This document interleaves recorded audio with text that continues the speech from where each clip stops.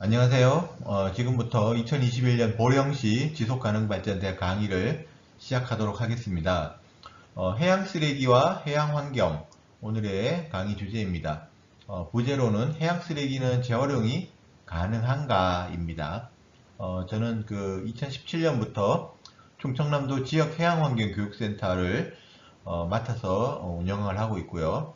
여러 가지 해양 환경에 관련된 교육을 지속하고 있습니다. 오늘 교육과 관련하여 추가적으로 궁금하신 사항이나 또 다른 곳에서 이런 유사한 교육을 좀 받고 싶다 하고 하시는 분은 아래에 적힌 주소로 메일을 주시거나 전화를 연락을 주시면 언제든지 교육을 지원받으실 수가 있겠습니다. 먼저 해양 생태계의 중요성에 대해서 알아보고요. 바다 환경을 위협하는 요소인 해양 쓰레기, 어떤 문제가 있는지에 대해서 살펴보고 피해 현황까지 살펴보겠습니다. 잠시 휴식을 취하시고 와서 해양 쓰레기는 어떻게 처리, 활용되는지, 이 재활용이 가능한지에 대한 부분에 대해서 한번 논의를 해보도록 하겠습니다. 그리고 이제 앞으로 이 해양 쓰레기를 에 대해서 어떻게 우리가 대처를 할 것인지 문제 해결 및 대안을 살펴보도록 할게요. 먼저 해양 생태계의 중요성입니다. 자, 왜 바다가 중요하겠습니까? 대부분 오늘 이 환경에 관심이 많으신 교육생들께서는 대부분 이거에 대한 내용을 잘 이해하고 계실 거라고 봅니다. 먼저 지구 산소의 대부분을 생산을 해주고 방대한 양의 이산화탄소를 흡수해 줍니다. 그리고 지구 표면에 한 70% 이상을 차지하고 있고 전 세계의 대부분의 생명체가 바다에서 기원하고 또 바다에서 또 그런 서식을 하고 있습니다. 인간의 삶과 또 직접적인 연결이 되어 있겠죠. 앞으로 기후변화에 당면한 여러 가지 문제들을 가장 대양 바다가 일선에서 기후변화를 막아주고 있으면서요. 그리고 앞으로의 식량, 자원, 에너지, 공간, 기후변화 대응 등 다양한 환경 이슈에 대해서 가장 기본적인 해결 방안을 제시해 줄 수 있는 곳이 바로 바다라고 하겠습니다. 이런 여러 가지 바다가 우리에게 주는 그런 이득들을 전문적인 용어로는 해양 생태계 서비스라고 칭하고 있습니다. 바다로 들어가면 더러웠던 물질들도 다 깨끗하게 정화가 되고 물질순환, 이산화탄소를 저장해주고 조정해주고 산소를 생산해주고 여러 가지 우리가 좋은 경관을 이용할 수 있는 관광, 체험, 교육 기회를 제공을 해주는 것도 마찬가지라고 할 수가 있겠습니다. 여러 가지 육상에서의 생태계와 마찬가지로 바다에서도 이런 다양한 먹이사슬이 존재하고 있습니다. 이런 상어라든지 청새치라든지 가장 상위에 있는 포식자들 뿐만 아니고 가장 말단에는 물고기의 밥, 즉 육상으로 치면 풀이라고 할 수가 있는 초목류라고 할 수가 있는 이런 식물성 플랑크톤, 동물성 플랑크톤에서부터 시작해서 다양한 해양 생태계의 먹이사슬이 존재하고 있다 이렇게 말씀을 드릴게요. 바다에 있는 생물은 어디에 살까? 결국 서식지에 관련된 내용들이 굉장히 중요하게 나오는데요.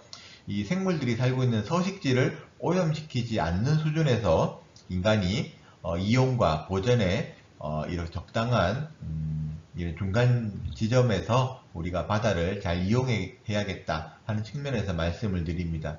바닥에 딱 붙어서 사는 이런 저소 생물들이 있고요. 또 이제 해양의 공간에 헤엄을 쳐서 다니는 이런 부유 생물들이 있겠습니다. 대부분 우리가 먹는 어류들이 부유 생물들이고요. 게라든지 해삼, 멍게, 조개류 이런 것들이 바닥에서 사는 이 저소 생물들이라고 할 수가 있겠습니다. 그리고 우리가 눈에 보이지 않는 아주 깊은 바다, 캄캄한 바다에 사는 이런 심해 생물들이 또 있다고 할 수가 있겠습니다. 바다 생물의 가장 먹이사슬의 기초가 되고 있는 플랑크톤 얘기를 할 수밖에 없겠는데요.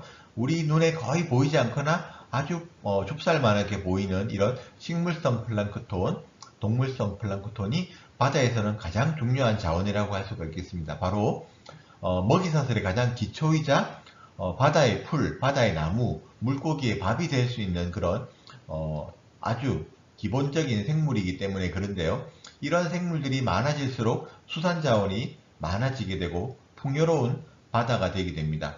그러나 바다가 오염이 되고 어떤 안 좋은 육상에서의 기원하는 물질들이 많이 들어오거나 급격한 기후변화, 해수온 상승, 염분의 부족, 여러 가지 이런 바다가 나빠지는 환경이 되면 가장 먼저 타격을 받는 것들이 이런 1차 생산자들, 가장 작은 생산자들이 타격을 받게 되고, 그에 따라 그 상위에 있는 포식자들이 점차 개체수가 감소하게 되기 때문에 이런 먹이사슬의 가장 기초가 되는 식물성 플랑크톤, 동물성 플랑크톤이 굉장히 중요하다고 하겠습니다. 오늘 뒤에 부분에 나오는 해양 쓰레기 그리고 미세 플라스틱 때문에 가장 큰 피해를 받는 생물들이 바로 이런 플랑크톤류라고 할 수가 있겠습니다.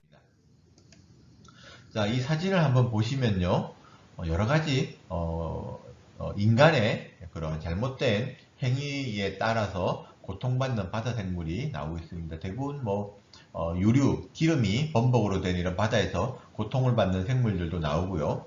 이런 캘리포니아 바다사자, 우리가 흔히 물개라고 부르는 이 생물은 어린 개체일 때, 아기 물범일 때 목에 끼인 이 폐어구 때문에 성장을 하면서 이 어구가 몸을 이렇게 파먹고 들어가는 아주 끔찍한 이런 사례를 보여주고 있습니다. 자, 해양 쓰레기가 왜 유해한지, 어떤 해양 환경에 위협적인 요인을 끼치는지를 한번 살펴보도록 하겠습니다. 자, 갈매기를 닮은 이 새는 실제로는 사람의 키보다 훨씬 큰 긴 날개를 펴면 2m에서 3m까지 성장하는 아주 큰 새입니다. 바로 갈매기가 아니고요, 알바트로스라고 하는 아주 큰 새인데요. 이 새들이 사는 유명한 섬이 있습니다. 태평양의 한가운데 있는 하와이의 북쪽에 위치한 미드웨이 섬이라는 곳입니다. 이 섬에서는 이 새들만 살아가는 무인도인데요. 이 무인도에서 해양 쓰레기 때문에 발생하고 있는 여러 가지 문제점을 한번 살펴보도록 하겠습니다. 동영상을 보시면 되겠습니다.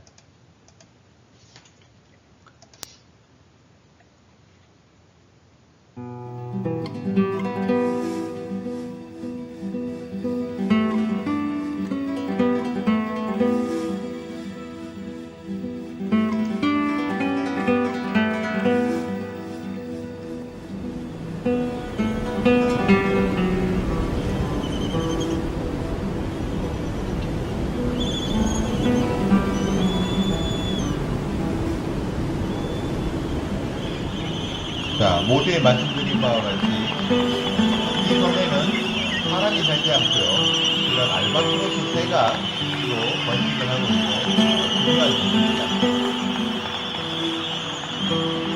이 새는 새끼새입니다. 새끼새.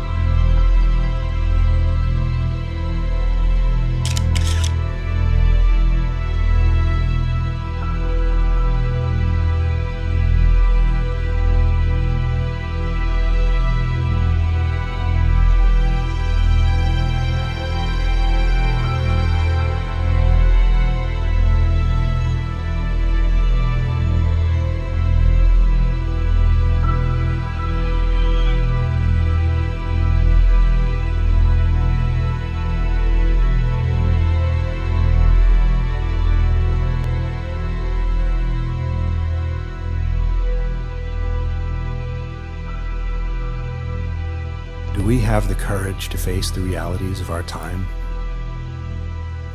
and allow ourselves to feel deeply enough that it transforms us and our future?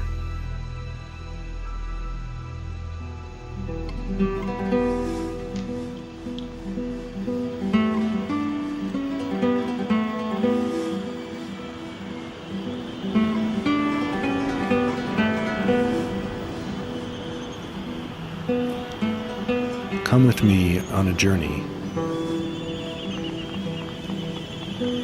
through the eye of beauty.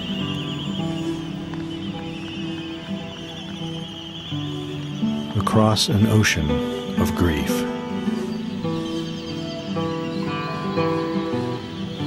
And beyond.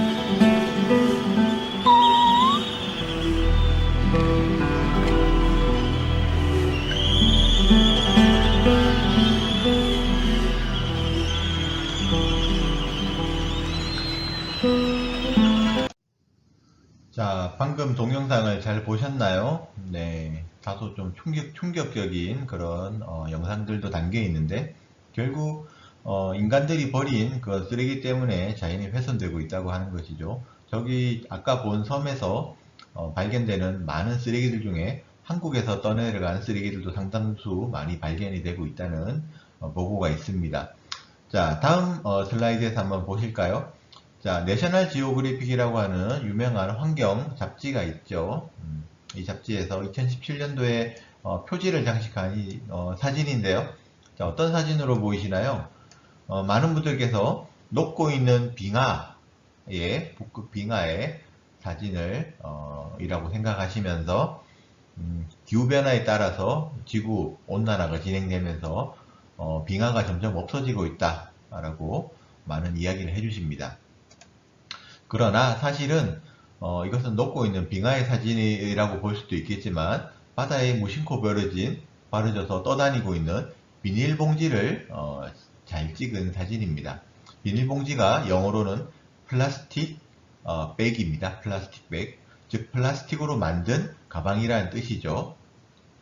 자, 이렇게 무심코 버려진 이 비닐봉지 하나가 바다에서는 어떤 영향을 미칠 수가 있는지에 대해서 조금 더 살펴보도록 하겠습니다. 자, 지금은 플라스틱 시대라고 제가 말씀을 드릴게요.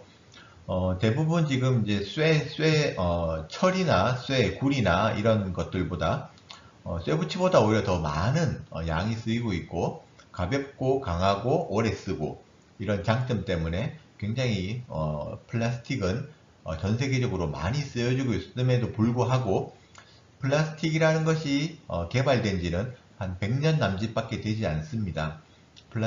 모든 플라스틱은 석유계 화학물질로 이루어져 있습니다. 자, 이런 플라스틱들이 지금 바다로 흘러 들어가서 많은 해양 생물들의 위협이 되고 있습니다. 사람은 이런 어떤 이렇게 플라스틱의 위험에 갇혔을 때 스스로 빠져나올 수 있는 어떤 그런 장치들이나 도구를 이용할 수 있지만 동물들은 굉장히 취약해질 수밖에 없고요. 특히 코 안에 30cm가 넘는 빨대가 박혀서 고통스러워하고 있는 바다 거북의 모습이 전 세계에 공개되면서 굉장히 큰 충격을 준 사례도 있습니다. 자, 다음 영상을 보고 해양 쓰레기가 어떤 문제를 일으키고 있는지 다시 한번 살펴보도록 하겠습니다. 북태평양에 아주 큰 쓰레기 섬이 있습니다.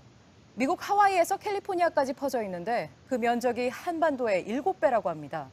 99%가 플라스틱이라 해양 생태계엔 치명적입니다. 부소연 특파원입니다. 죽어있는 새의 몸속에 플라스틱이 가득합니다. 모래사장은 파도에 쓸려온 오물투성입니다. 해양연구기관의 분석 결과 북태평양의 거대 쓰레기섬 면적은 155만 제곱킬로미터로 한반도 면적의 7배입니다. 쓰레기 양은 7만 9천 톤으로 예상치의 16배가 넘었습니다. 섬 규모를 파악하기 위해 항공 촬영과 18척의 선박을 투입해 쓰레기를 수거했습니다. 1조 8천억 개의 쓰레기 조각이 떠다니고 있고 99%가 플라스틱입니다. 연구팀은 큰 쓰레기 조각들이 점점 작아지면서 플라스틱 수풀을 형성하고 있다고 지적했습니다. 초미세 플라스틱이 바다 거북이나 해양 조류의 생태계에 치명적인 상황으로 치닫고 있는 겁니다. 자연 상태에서 100년 이상 영향을 끼치며 먹이 사슬을 파괴하고 있습니다. 북태평양 쓰레기섬은 1990년대 초반 발견됐습니다. 바람과 해류 영향으로 북미와 중남미, 아시아에서 흘러온 쓰레기가 모여 형성됐습니다. 국제학술 사이언티픽 리포트는 2011년 동일본 대지진 때 쓰나미의 영향으로 이곳 쓰레기의 20%가 더 늘어났다고 밝혔습니다. 로스앤젤레스에서 JTBC 부소연입니다. 네, 요즘 이런 환경 관련된 뉴스, 특히 해양 쓰레기의 피해에 관련된 여러 가지 재미있는 뉴스들이 매년 등장하고 있습니다. 그리고 이런 등장하는 빈도가 점점점 짧아지고 있는데요. 최근에는 미세 플라스틱이라는 이슈가 뉴스에 굉장히 많이 보고되고 있습니다. 자, 이런 플라스틱류들 때문에 해양 생물들이 어떤 피해를 받는지 한번 살펴보도록 하겠습니다. 자, 허리가 잘록한 이 바다 거북이, 아기 거북이는 아주 더 어린 아기 거북이 때 허리에 낀 어구 밧줄에 걸려서 이제 자라면서 그 낀 부분을 제외하고 다른 부분만 자라서 이렇게 S라인 바다 거북이 되었고요. 참 불쌍하죠.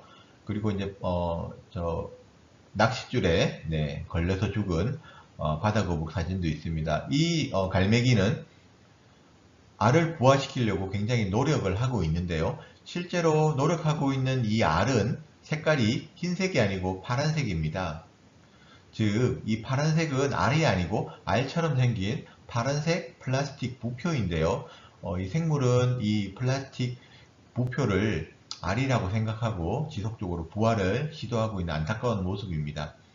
고래들이 자꾸 죽어나가고 있는 사례가 전 세계적으로 굉장히 국제적으로 보호받아야 될 해양 보호생물인 고래가 자꾸 죽어서 고래의 배를 부검해 봤을 때 상당히 충격적인 것들이 고래의 위장에서 많이 발견이 되고 있습니다. 실제로 고래 한 마리에서 나온 위를 부검을 해봤을 때 100조각이 넘는 이런 크고 작은 비닐봉지들이 똘똘똘똘 말려서 고래의 위를 가득 채워서 고래가 먹이 활동을 하지 못해 죽었다는 그런 부검 결과가 나오기도 했습니다. 자, 이런 생물들은 바다새라든지 해양 생물들은 왜 먹지 말아야 될 플라스틱을 계속 이렇게 섭취를 하게 될까요? 즉, 답은 위에 있습니다. 먹이로 착각하기 때문인데요. 이 플라스틱에서는 바다에 그 새우와 좀 비슷한 그런 향이 난다고 하는 가설도 좀 있고요. 이야기도 있고요. 그리고 이렇게 떠다니는 것들을 딱 먹기 좋은 크기로 잘 부서져 있다는 것도 문제고요. 결정적으로 먹이로 착각하기 쉬운 크기와 냄새가 난다는 것입니다. 동물들은 이 플라스틱을 먹으면 소화를 시킬 수 없다는 것을 학습적으로 판단하기에는 아직까지 플라스틱이 전 세계적으로 쓰인 그 시간이 굉장히 짧습니다. 동물들은 한 400~500년 정도가 지난다고 하면 이 플라스틱은 먹으면 안 되는 물질이라고 새들이 세대를 이어넘어가면서 서서히 자각 능력이 생길 수가 있겠죠. 그렇지만 현재 단계에서는 플라스틱이 사용된 지 한 100년 정도라는 시간은 이런 동물들에게 이 플라스틱이 먹으면 안 되는 물질이라는 것을 머릿속에 학습하기에는 아직까지 짧은 시간이다, 이렇게 말씀을 드리겠습니다. 자, 거북이는 바다에서 해파리를 굉장히 좋아합니다. 잘 먹고 사는데요. 아기 거북이에게 이 해파리를 넣어주는 실험을 수조에서 해봤습니다. 굉장히 잘 쫓아다니면서 이 해파리를 잘 쪼아먹는 영상이 잘 보이시죠? 거북이는 해파리를 참 좋아합니다. 그러나 이 바닷속에 떠있는 이것이 해파리로 지금 보이시나요? 해파리가 아니죠. 바다에 떠있는 거대한 비닐봉지 조각을 여러분들은 보고 계십니다. 그러나 바다에서 사는 이런 바다 거북과 같은 생물들은 이 큰 비닐봉지를 해파리로 착각을 하게 돼서 계속 이것을 먹이로 오해를 해서 결국에는 이렇게 찢어서 먹게 되는 결과를 초래하고, 그것이 바다 생물의 생명에 위협을 가하는 그런 요인으로도 작용을 하고 있습니다.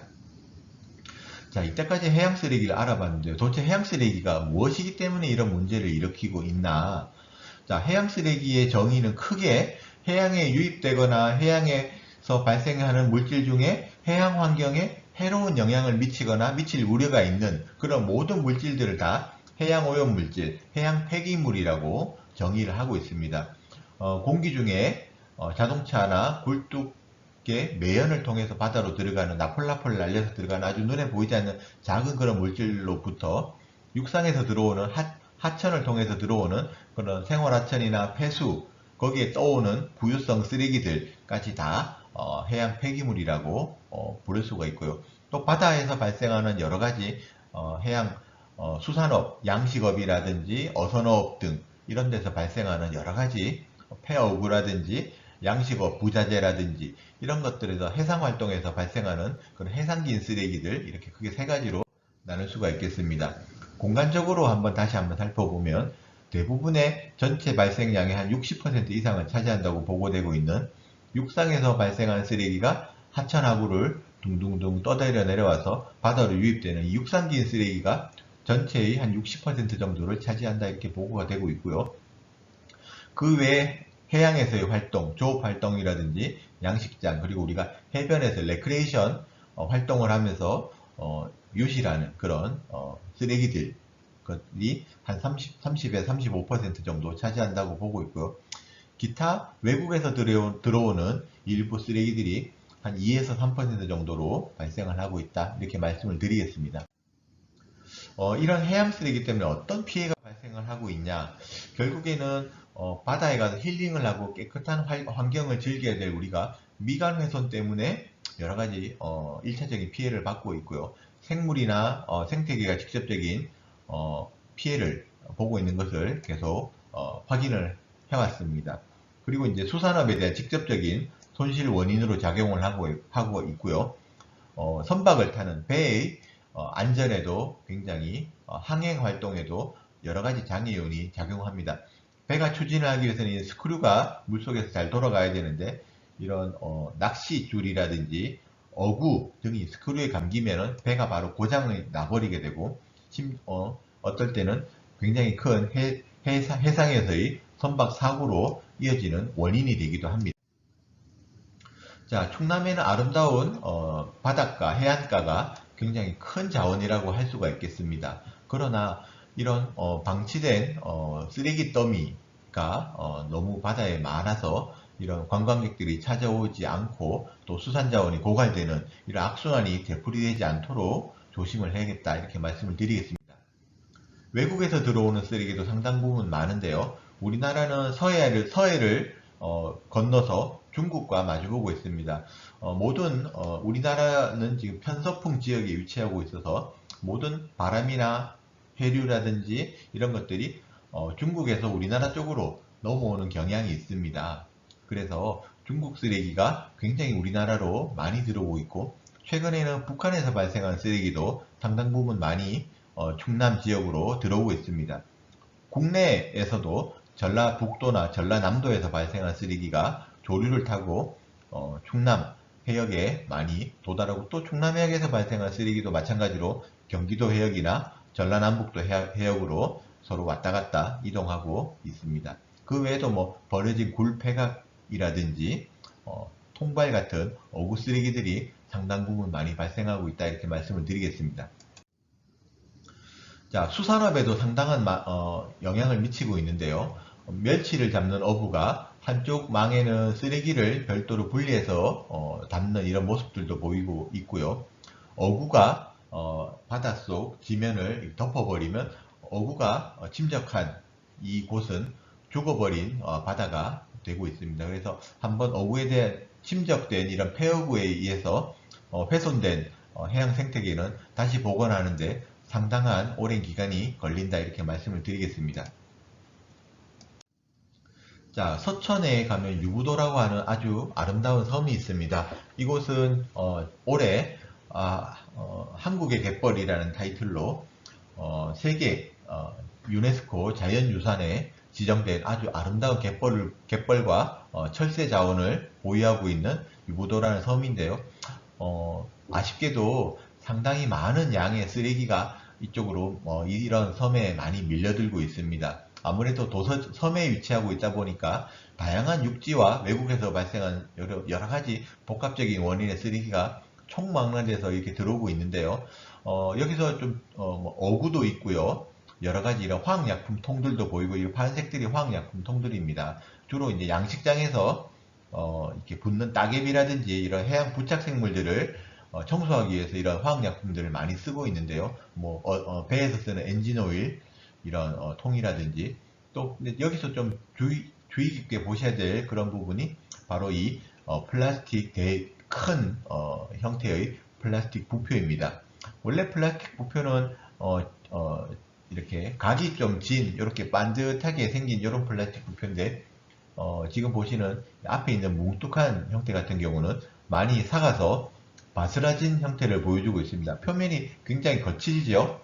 플라스틱 부표는 굉장히 작은 알갱이가 이렇게 뭉쳐서 있는 그런 발포성 재질이기 때문에 현재는 하나의 큰 부표지만 이것이 계속 부서지고 바스러지고 할 경우에는 최대 1억에서 한 10억 개 가량의 작은 좁쌀 같은 밥알 같은 이런 밥풀떼기 같은 조각들로 부서지게 되는데, 이것이 바로 미세 플라스틱의 주 발생 원인이 되는 그런 물질이라고 할 수가 있겠습니다.